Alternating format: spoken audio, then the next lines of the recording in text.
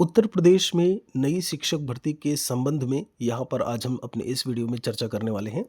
आप यहाँ पर देखेंगे तो विधानसभा के तृतीय सत्र 2025 के प्रथम मंगलवार हेतु निर्धारित डॉक्टर संग्राम यादव माननीय सदस्य विधानसभा द्वारा पूछे गए तारांकित प्रश्न 10 का उत्तर। यहाँ पे हम आपको बता दें कि जो सवाल हैं वो क्या पूछे गए हैं, जो उत्तर दिया गया है। उत्तर प्रदेश बेसिक शिक्षा मंत्री महोदय की अगर हम बात करते हैं उत्तर प्रदेश में उनके द्वारा, तो यहाँ पर आप देखेंगे सवाल में लिखा हुआ है, क्या बेसिक शिक्षा मंत्री बताने की कृपा करेंगे कि उत्तर प्रदेश में बेसिक विद्यालयों में कितने छात्र अध्ययनरत हैं और उक्त हेतु शिक्षकों के कितने पद स्वीकृत हैं तथा कितने शिक्षकों की नियुक्ति हुई है। जरा इस चीज पर आप गौर करिएगा।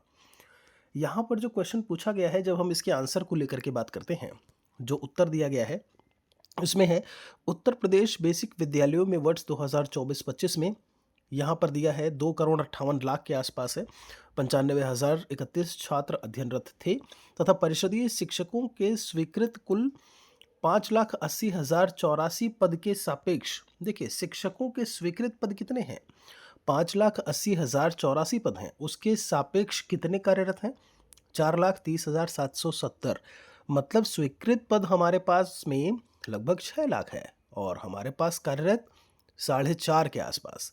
तो आप यहाँ पर देख सकते हैं 5,80,000 और 430, अंतर आपको साफ नजर आ रहा होगा और समझ में आ रहा होगा कि स्वीकृत पद अगर इतने हैं, कार्यरत इतने हैं, तो इनमें जो गैप है वो क्या है, वो कहीं ना कहीं नए पदों के सृजन को लेकर के है। ठीक है, आगे देखिएगा, क्या सरकार बताएगी कि प्रदेश के बेसिक विद्यालयों में छात्र शिक्षकों हेतु कोई अनुपात निश्चित है, तो ये कहते हैं कि जी हाँ, यहाँ पर अनुपात है।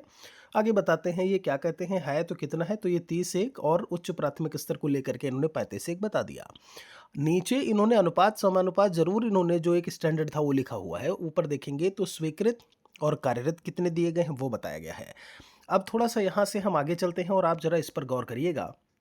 विधानसभा के तृतीय सत्र 2025, यहाँ पर प्रश्न 4 का उत्तर दिया हुआ है। वो क्या था आपका, जब हम 10 की बात करते हैं, यहाँ पर 4 में क्या बोला है, गौर करिएगा। जब सवाल की हम बात करते हैं तो सवाल में इसमें पूछा गया है कि क्या बेसिक शिक्षा मंत्री बताने की कृपा करेंगे कि प्रदेश के प्राथमिक विद्यालयों में नियमित रूप से अध्यापकों के रिक्त पदों के सापेक्ष समयबद्ध तरीके से परीक्षा आयोजित कर भर्ती प्रक्रिया को तय समय से पूर्ण किए जाने हेतु सरकार कोई ठोस नीति बनाने पर विचार करेगी।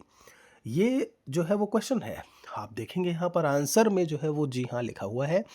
यहाँ पर ये कहा गया है कि सापेक्ष जितने भी रिक्त पद हैं, मैंने स्वीकृत और वो आपको पहले ही दिखा दिया। अभी उसके सापेक्ष इन्होंने बोला कि जब कोई नई भर्ती प्रक्रिया की हम बात करते हैं तो ऐसे में क्या आपके पास कोई ठोस रणनीति है, क्या उस पर आप विचार करते हैं, तो यहाँ पर जी हाँ जो है वो लिखा हुआ है। यदि नहीं तो क्यों, तो ये कहते हैं प्रश्न नहीं उठा। मतलब कहने का ये है कि ये काम हमें करना है।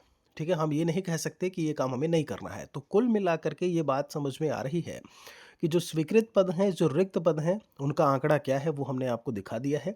बाकी यहाँ पर जब हम बात करते हैं तो सीएम महोदय के द्वारा इस चीज़ को कहीं ना कहीं व्यक्तिगत रूप से देखा गया कि लगभग, जब हम बात करें आपके लगभग 50,000 पदों पर शिक्षक भर्ती होनी है, वो आपका सहायक अध्यापकों से लेकर के उच्च स्तरीय भर्तियों तक के बारे में बताया हुआ है। उसमें ये बिल्कुल नहीं बोला है कि ये प्राइमरी के ही केवल इतने पद हैं। अब उसमें प्राइमरी के कितने पद होंगे ये आप लोग भी कमेंट में एक बार लिख सकते हैं कि कितने पद 50,000 में मिलने चाहिए, क्योंकि उन्होंने अभी केवल 50,000 भर्ती की बात की है 2026 में। अब यहाँ पर ये चीज़ें हैं, फिलहाल के लिए समय बताएगा कि इनमें कितने पदों पर शिक्षक भर्ती जो है वह आपको 2026 में देखने को मिलती है।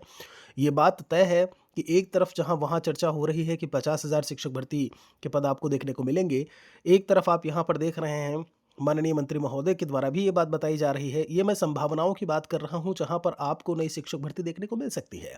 और तीसरी संभावना है कि आयोग के अध्यक्ष महोदय आ चुके हैं, यूपी टेट की परीक्षा की जो डेट है वो भी यूपी टेट आपकी जनवरी लास्ट में नहीं होगी। उन्होंने बोला है कि हम आयोग का कैलेंडर अलग से जो है वो जारी करेंगे और उसी कैलेंडर में जो सालाना जो कैलेंडर होगा उसी में आपको सुपर टेट की परीक्षा देखने को मिल सकती है। कितने कुछ पोस्ट हैं उसके बारे में भी आपको जानकारी मिल जाएगी। कोई और सवाल है तो हमारे लिए लिखिएगा ज़रूर। बहुत बहुत शुक्रिया आप सभी का। एक और वीडियो में जल्दी मिलेंगे।